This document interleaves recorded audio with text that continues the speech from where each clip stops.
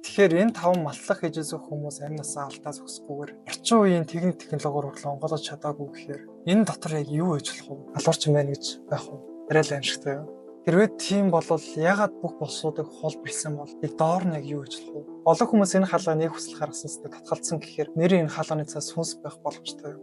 Тэгвэл засгийн газрыг биднээс юу нуугаад иж болох вэ? Тэгэхээр та ийм аюултай газарт орж зөрөх үү? Би л хийцээч болохгүй. За, hello guys. Дараач имшлэндээ тавтаа морил.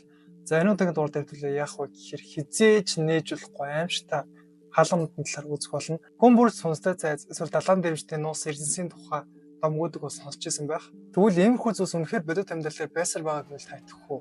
Бүр зарим нь маш нууц цэргийн хамгаалалттай байдаг. Бүр зарим хаалганы цаана хараалтай байдаг юм байна. За тэгээд олон юм яриад л шүү бичлэгэнд орцгоё. За тэгээд бичлэг хэлэхээс өмнө та лайк дараагүй лайк дараа, subscribe дараагүй subscribe дарж дэмжиж битэн мартаарай. Энэ бичлэгийг бэлдэн хүргэж хомшов. Хамтаа бичлэгэндээ орцгоё. Эхний хаалга болохоор Падманав Хасвамын сүм. Падманав Хасвамын сүм нь энэтхэгдэх Европ улсын далд хүчний үйл ажиллагааны халуун цаг. Энэ сүм нь манай эртний 6 дугаар зуунд баригдсан бөгөөд хожим нь Травонкорын хааны удмынхан шинжилж байжээ. Травонкорын угсаан нэгэн ариун хүний үр сад хэмээн тооцогддог тул тэд маш их хийж чидийн хүчтэй гэдэгт хүмүүс итгэдэг. 2011 онд 7 хүн нууц эрдэнэс хайхаар сүмийн доогоор малтлах хийсэн. Тэд зузаан төмрөөр хамгаалагдсан 6 том агуулгын хаалга болсон бөгөөд дотроос нь олдсон зүйлс нь хүний төсөөснөөс давсан зүйл байсан. Эртний алт, зоос, алмаз, эрдний чулуу, үнэт хэдлэлээр дүүрэн уутнууд. Гэтэ нэг хаалга нь хизээч нэгдэггүй. Хичнээн оролцсон ч хөдөлж өгөөгүй. Удалгүй оролцсон бүх хүмүүс энэ хаалгыг нээхгүй байснаа ойлгож эхэлсэн. Өдөртөгч нь хэдэн сарын дараа нас барж, бүр нэг ажилтных нь ээж нь гэнэт нас орсон. Энэ бүхнийг харсан хүмүүс хараалд уртсан гэж тэр хүмүүсээ дугуулсан. Домогт өгүүлснээр сүүлчийн хаалгыг эртний мэрэгд Нага Басан буюу могоон гогцоо хэмээх мантрагаар битүүмжүүлсэн тул ямар ч хүчний багаж зэвсэг түүнийг онгойлгож чадахгүй гэдэг. Зөвхөн нэг л хүн энэ агуулгын дотор юу байгааг мэддэг. Тэр нь Травонкорын угсааны амьд үлдсэн үр удам. Гэтэ тэр ам нэхээс эрс татгалцсан байдаг. Тэгэхээр энэ 5 маллах хийж үзэх хүмүүс амнасаа алдаа зогсохгүйгээр орчин үеийн техник технологиор хүртэл онгойлгож чадаагүй гэхээр энэ дотор яг юу хийж болох вэ? За хоёр дахь хаалга бол Цинх хааны газар доорх булш. Цинх хааны булш 1974 онд 5 ах дүүгийн тусламжтайгаар олдсон. Жинхэнэ булшийг 7000 ширхэг шавар цэргүүд хамгаалж эзний үүрт мөнхөд сахидаг гэж үздэг. Тахимын үүдэн тавьсан хавхнууд руу оролцсон хэнийгч сум шидэн харвах механизмууд суурилсан байдаг. Тэгэхээр та ийм аюултай газарт орж зөрөх үү? Би л хийцээч болохгүй. 5 ах トゥ орсон ч удалгүй харамссан байна. Тэд зүгээр л үзэх үедээ биений эвгүрхэж ухаж дуусаад удалгүй бүгд нэг нэгээрээ нас барчээ. Шавар цэргүүдийн танхимд эцтийн 2 голыг дуурайлгасан систем байдаг. Гэвч эдгээр нь голын ус биш, шингэн мөнгөн ус урсаж байсан гэж үздэг. Хэрвээ үнэхээр мөнгөн ус байсан бол тийшээ орсон хинч өгөх байсан. Эсвэл өгөхгүй ч галзуурах байсан. Эзэн хааны цогцос оршиж буй бусны хаалга хизээч нэгдэггүй. Хинч тэнд юу байгааг мэдэхгүй. Түүхэн баримтад энэ бол хүн төрлөختний түүхэнд хамгийн тансаг үнэтэй булш хэмээн тэмдэглэгдсэн байдаг.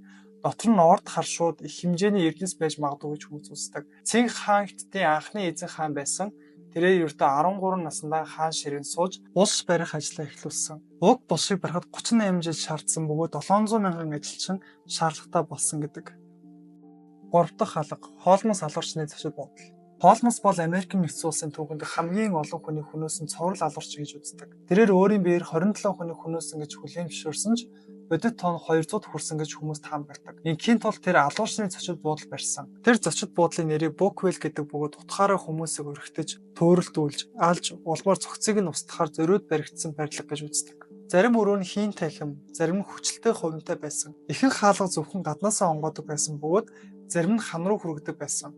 Ихэнх өрөө нь дуу тусгаарлагчтай, хохирогчдын орилон сонсогдохгүй байхаар мөн дээрээс нь бүх давхрууд руу цогцос шидэх зорилттой яндангууцтай, хүн төөрхөөр коридортой бөгөөд зарим шаландыг гიშгэд хазаадаг, зарим шатнд хаанч хүрэгдэггүй. Эн газар бүхэлдээ өвхлийн лаборатори байсан бөгөөд зөвхөн хоолмос л бүх төлөвлөгөөг мэддэг байсан. Тэр өөрөөр архитектураар өөр хэсгийг зурулсан тул хинч бүхэл зургаар нь ойлгоогүй. Подвол тэрээр цогцыг шатааж эсвэл шохоотой хонхорт болдог байсан. Тэр баримтлагтахад цагдаа нар хүний дүрстэй дөрвөн ясны хэлтэрхий, хатсан цус, хүний цогцос дадалдаг багаж хэрэгслэг болсон. Цовруул алуурчдын тухай бид мэддэг гэсэн дайраж ийм 200 хүнийг алах хэмжээнд алуурчин байна гэж байх уу? Арай л аимшигтай юу? 4 дахь хаалга Мумтаз Махалын зойрын хаалга. Таж Махалын жинхэнэ гарал үйлсийн тухай олон жилийн турш маргаан гарсаар ирсэн. Зарим нь энэ барилгыг 1632 онд Монголын хаан Шах Жаахан хайр технэр Мумтаз Махалийнхаа дурсгал зориулан барьсан гэсэн албан ёсны түүхэнд итгэдэг. Гэвч зарим хүмүүс уг байгууламжийг анхандаа Шива бурхны сүм байсан гэж үздэг. Бас зарим нь энэ сүм мичэд байх магадaltaй гэж үздэг юм байна. Эдгээр онолуудын аль нь ч бүрэн нотлох эсвэл үүсгэхэд маш хэцүү. Учир нь Таж Махалын маш бага хэсгийг олон нийтэд нээлттэй өргөсөн байдаг. Гэвч нэг маш нууцлаг хаалга байдаг. Энэ нь Мумтазын булш руу доошоо ордог зойр руу хөтлөлттэй хэсэг. Энэхүү хаалга маш удаан хугацаанд битүү байсан бөгөөд далд хүчний шинж тэмдгүүд гарсаар байгаа гэдэг. Зарим хүмүүсийн үзэж байгаагаар энэ хаалга жинхэнэ булш руу хөтлөлтөг бөгөөд олон нийтэд үзүүлдэг хэсэг нь ердөө л нэг хулбар. Хэрвээ тийм бол яагаад бүх булшуудыг хулбарлсан бол яг доор нь яг юу гэж болох вэ? Олон хүмүүс энэ хаалгаа нэг хүсэл гаргасан зүйл татгалцсан гэхээр нэрийн энэ хаалганы цаас сүнс байх боломжтой. 5 дахь хаалга Мачу Пикчугийн доорх эрдэнэс. Францын алдарт археологч Терри Жермен саяхан Мачу Пикчугийн бүсэд урд өмнө хизээж анзаарч байгаагүй нэгэн хаалгыг илрүүлсэн. Шинэ цахилгаан соронзон төхөөрөмжийн тусламжтайгаар тэр уг хаалга нь ханаар халахлагдсан нууц танхим руу хөтэлдэг болохыг илрүүлсэн. Зарим хүмүүс шууд хараад энэ магадгүй булш байна гэж итгэсэн. Хэрвээ тийм бол дотроос нь алт мөнгө их хэмжээгээр олдох боломжтой. Гэвч үүнийг батлах аргагүй. Яагаад гэвэл Перугийн засгийн газар Жермний уг хаалгыг онгойлгохыг эрс татгалцсан байна. Тэгвэл засгийн газарыг биднээс юу нугаад ажиллах вэ? Засгийн газар эцэст нь Жермэнд танхимыг онгойлгохгүйгээр дотроос нь тандах харах төхөөрөмжийг зөвшөөрсөн байдаг. Тэрээр шат 2 орц мөн их хэмжээний үйл мэддэг металлаар дүүрсэн үндсэн танхимыг илрүүлсэн. Мөн хаалгыг хааж байгаа чулуу нь ердөөл түгжээний үүрэгтэй бөгөөд түүнийг авахд дээрх байгууламж нуурч унахгүй баталсан. Гэсэн ч малтлагын зөвшөөрлийг дахин татгалзаж тухайн хаалганы орчмыг бүрэн битүүмжилсэн тул одоо хинч тийшээ орох боломжгүй болсон.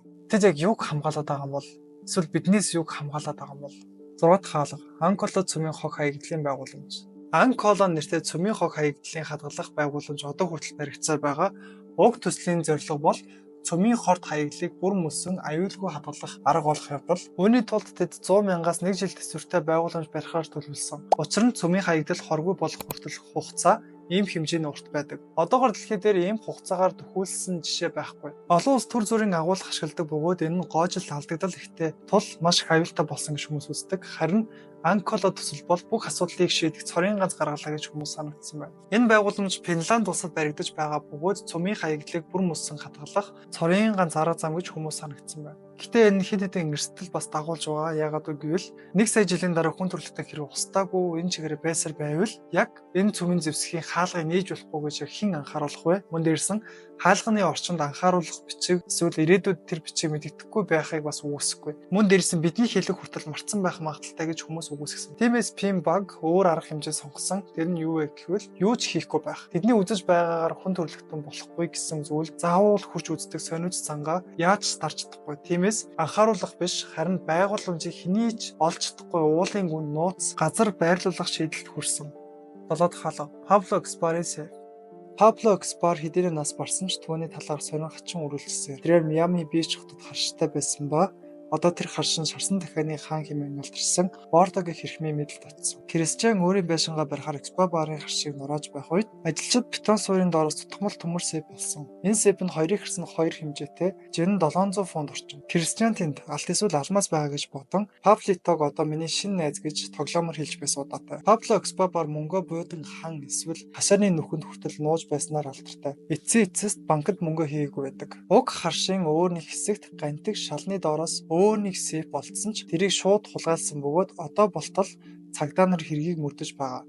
Кристиан шин байшингаа дуусгах хүртэл сэпийг тусгай сэфийн өрөөнд хадгалахаар төлөвлөсөн. Гэхдээ өөр сэп байж магадгүй учраас тэр газрыг одоо 24 цагийн хамгаалалтаа болгосон. Мөн харшийн ойр орчмын бүхэлд нь дахин шалгахаар төлөвлөж байна. Тэрээр ердөө энэ газрын төлөөлөлөхэд 9 сая 650 мянган $650,000 төлсөн. Магадгүй газар доор холсон мөнгөөрөө зарцуулсан мөнгө нөхөж юм болов. Байж болох юм тийм. За тэгээд дугаар минь энэ түрээд өндөрлөж байна. Тэгээд цаана нь үлдсэн дахиад 8 хаалга бий. Тэгээд та бүхэд үргээр таалагдах юм бол би part 2 болгоод оруулах болно. Та лайка дараагүй лайка дараад, subscribe дараагүй subscribe дараад хүлээж байгаарай. Тэгээд бас та бүхэн бас ямар төрлийн контент үзэх хүсэж байна бас доор комментээр бас бичиж үлдээгээ битэн мартаарай.